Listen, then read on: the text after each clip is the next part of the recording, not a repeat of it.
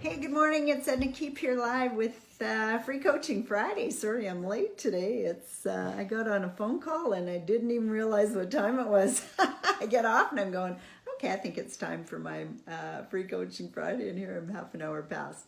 Anyway, today we're going to talk about what do you do when your money partner backs out on you. So first of all, let's talk about how we might prevent that. So you got a deal under contract. You've started raising capital, you've got somebody who's committed, and what do you do? So what we do is we have our lawyer draw up a commitment sheet. It has the details of the deal on it, and then we have them sign it and take their money straight to lawyers. You know, you're closing within 3 months at the most. By now it's probably closer to 2 months, because you've done your due diligence and started talking to different investors and stuff.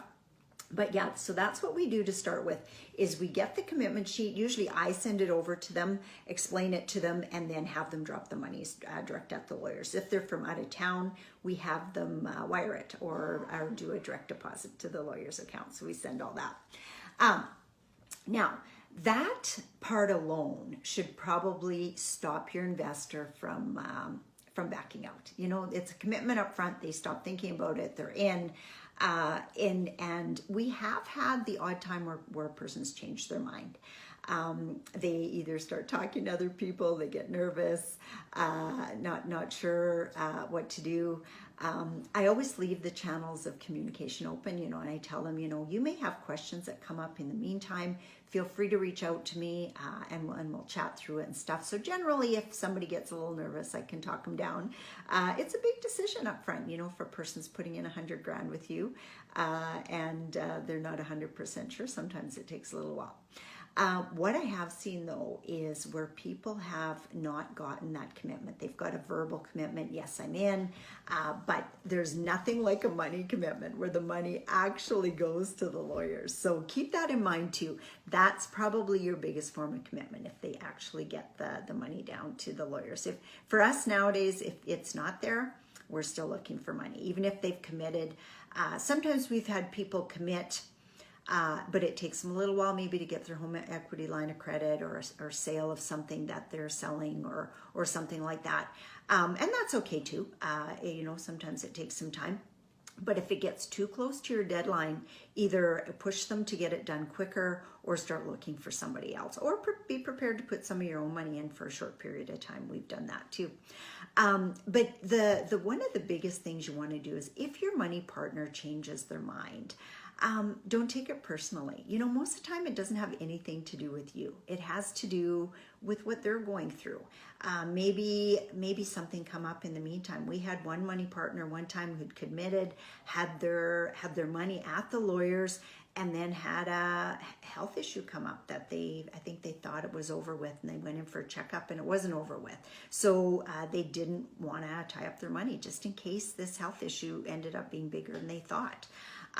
Sometimes if the money is already committed to a deal and we're working through financing, sometimes you can't give it back right away. That's what happened in this case with us. And we just said, what we'll do is we will do everything in our power to find somebody to replace you, but just realize that that's not always easy at this stage in the game. So in that particular case, we were able to replace them, but I think it took us like a month. So they left their money in there until we had it replaced. So that happens too. Sometimes you decide you don't want a money partner. We've done that before. People get too demanding, and they want this and they want that, and they want the better part of the deal. And don't they? I've had different investors say that to me.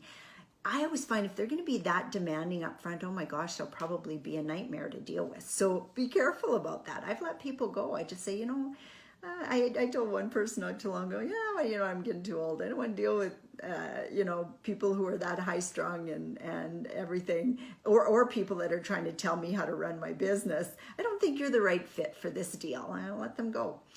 Sometimes when you let them go, you don't have somebody else to fill their spot yet, so you just got to hang on to the money. Because sometimes when you're doing a deal, the money's already went in. You know, like in this particular case, it was an agreement for sale. The money had already went to the vendor as the deposit, and then we had to replace it after the fact. So those are some things that'll happen to you.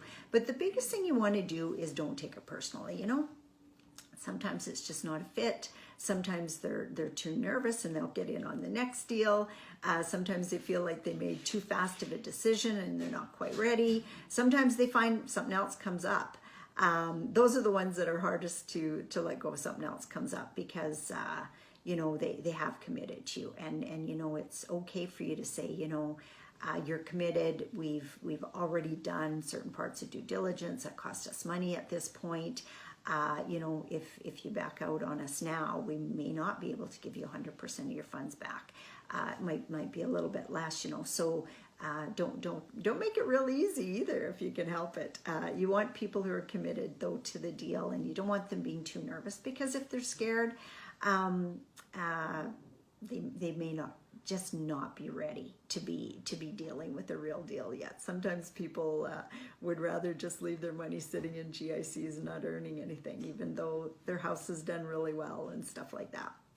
Let me see. I just a few people on. I'm just going to see if I have any questions. Hey, good morning. Good morning, Barb. Good morning, Walter. Good morning, Kyle. Okay, let me see what time it is. I never even really noticed what time I got on this morning because it was late. I was just anxious to get going. I'll give you another case scenario where we had a challenge with a money partner. Actually, it wasn't a challenge with the money partner. It was a challenge with the deal. We knew the deal was going to take us a while to close. As a matter of fact, it was our first really big deal. It was 144 units. And we needed the commitment from people up front, but we didn't want to be sitting on their whole $100,000 for, you know, however long it took us to finish it. So what we did is we have them do a commitment fee up front. So they did a $15,000 commitment on their $100,000. And you know what? Not one of them backed out in the long run, even though it took us 9 months to finalize the deal. But we did get the $15,000, and we did let them know it was non-refundable too, because you know, we're now digging deep. We're doing due diligence. It's costing us money. We can't be running around looking for investors after the fact too. So that can happen sometimes too. And we've also had at times where we've raised the money for the deal and then decided not to go ahead with the deal. So we just give them all their money back. Sometimes people are a little perturbed, I guess, because we've been sitting on their money maybe for 2 months or something. But, you know, I just explain it this way. I go, you know, we're better off without that deal. This is what we found. We found this. Maybe there's different issues that we had, or the tenant profile wasn't as good as we thought it should be, or we didn't see the value play after a while. You know, so most of the time your investors will appreciate that you did all that due diligence and decided it wasn't as good of a deal as you originally thought. So don't be scared to do that either. It's sometimes hard to give that money back thinking, well, I'll never get it back again. But you know what? You'll get it back again. Maybe not that particular 100,000. Maybe it's you have to wait for them to come up with the second 100,000 or something. But it's still better to not do a bad deal than worry about keeping their money. So hopefully that helped. Hopefully it gave you some good ideas. And just number one, don't take it personally, because you know, you start beating yourself up and then you might not go looking for that next investor. And like I said, most of the time it's nothing to do with you. It's just something that they're going through and has nothing to do with you. So have a really, really good weekend, everyone. And we'll talk to you all Monday for Mindset Monday. Bye for now.